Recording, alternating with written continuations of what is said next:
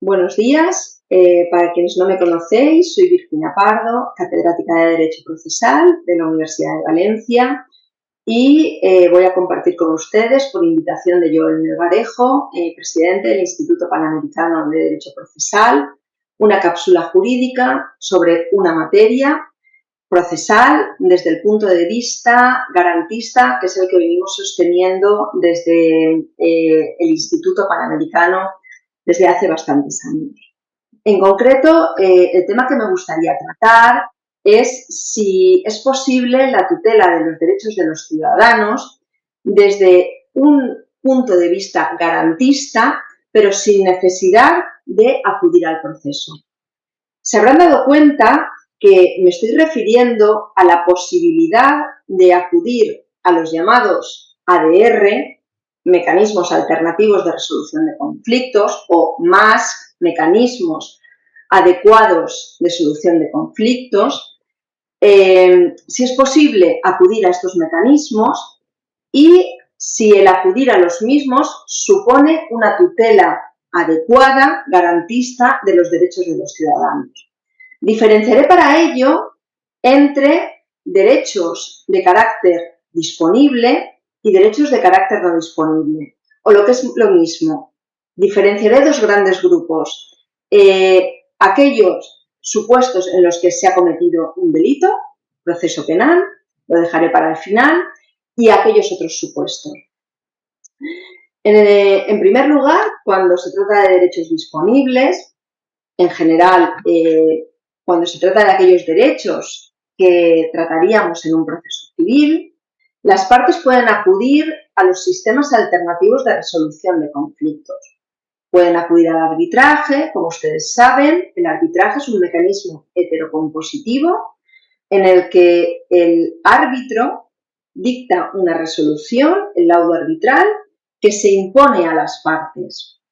Las partes tienen la obligación de acatar el laudo arbitral.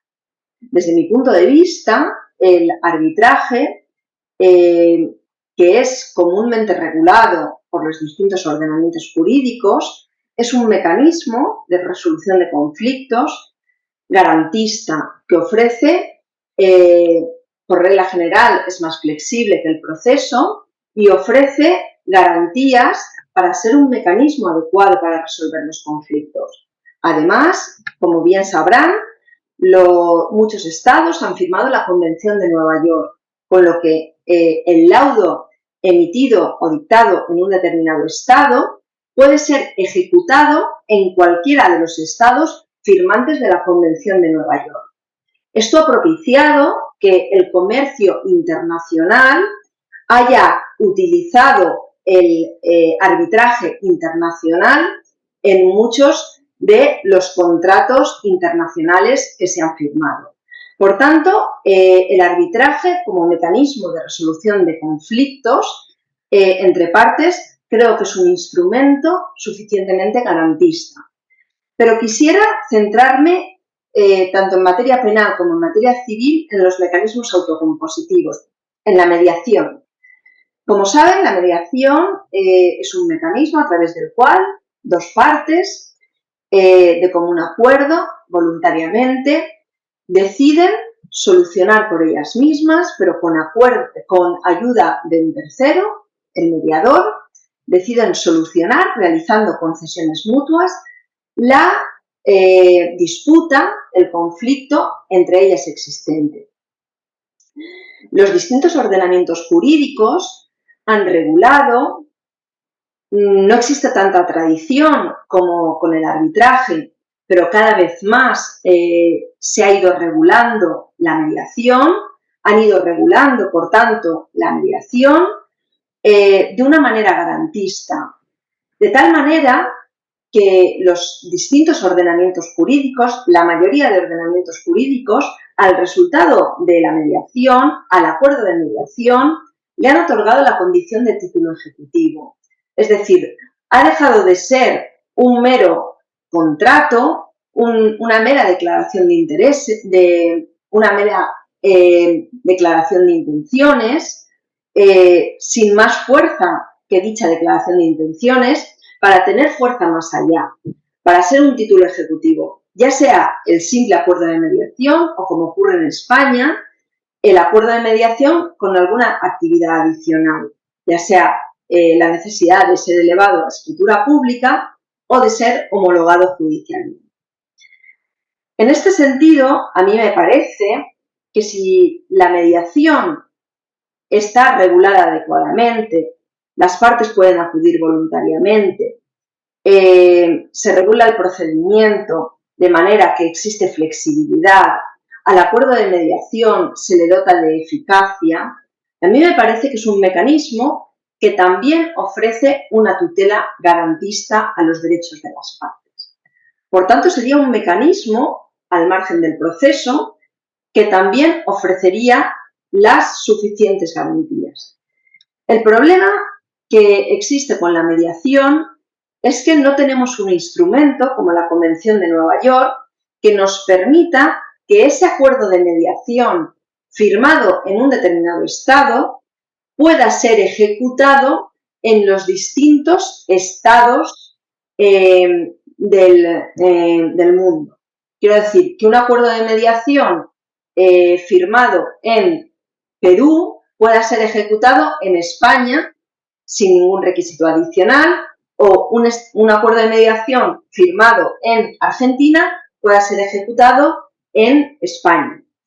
Ahí es donde encontraríamos el punto de flaqueza a este mecanismo.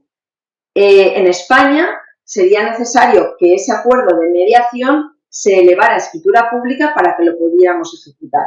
Es verdad que tenemos la Convención de Singapur, pero la Convención de Singapur no es para nada asimilable a la Convención de Nueva York relativa a los laudos arbitrales.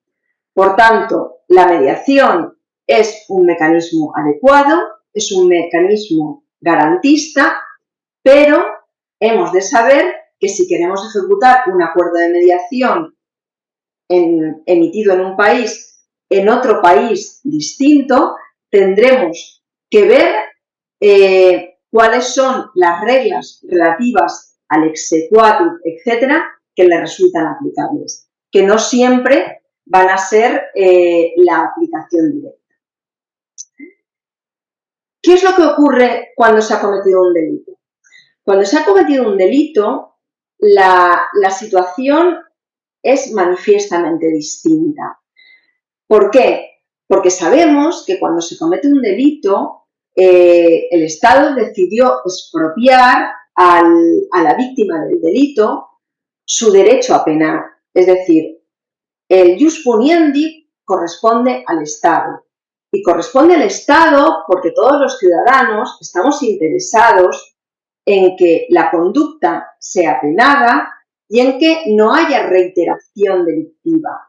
De tal manera que se supera, por un lado, la venganza privada y, por otro lado, se evita que los delitos queden impunes. Por tanto, hablar de mecanismos autocompositivos de resolución de conflictos, hablar de mediación en el ámbito penal, suena un poco todavía lejano. Sin embargo, en los últimos tiempos, la justicia restaurativa cada vez está tomando mayor impulso y dentro de ella la mediación penal cada vez se está abriendo mayor camino.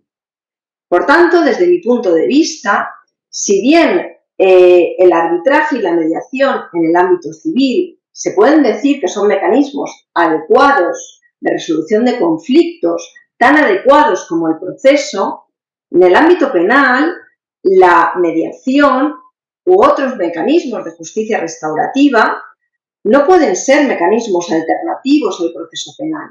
Por tanto, desde ese punto de vista, no podríamos decir que la mediación penal es un mecanismo garantista ni para la víctima ni para el victimario o delincuente. Sin embargo, lo que sí que podemos decir es que la mediación penal, los mecanismos de justicia restaurativa se están abriendo camino y se están abriendo camino como mecanismos complementarios a la justicia penal. Y en este sentido, desde mi punto de vista, creo que es importante que se les dé cabida. Y se les dé cabida porque de esta manera se evita la victimización secundaria de aquella persona que ya ha sido víctima del delito. Se le permite ser escuchada, se le permite decir qué es lo que necesita, se le permite, se le da un protagonismo. De manera que con estas cartas sobre la mesa se puede realizar, siempre que voluntariamente las partes quieran, una mediación que no va a sustituir al proceso penal, pero que puede tener ciertas consecuencias en ese proceso penal. Y pongo solo por un ejemplo. Se puede pensar en una atenuante de reparación del daño, por ejemplo, o se puede pensar, por ejemplo, en la suspensión de la pena cuando se ha cumplido lo que se acordó en el acuerdo reparador de mediación. Simplemente son algunas ideas que se me han ocurrido respecto de la posibilidad de que haya una tutela garantista más allá de la tutela que ofrecen los tribunales. Es todo lo que quería compartir con vosotros. Muchísimas gracias. Os mando un abrazo fuerte y espero que nos veamos en el próximo congreso. Un abrazo.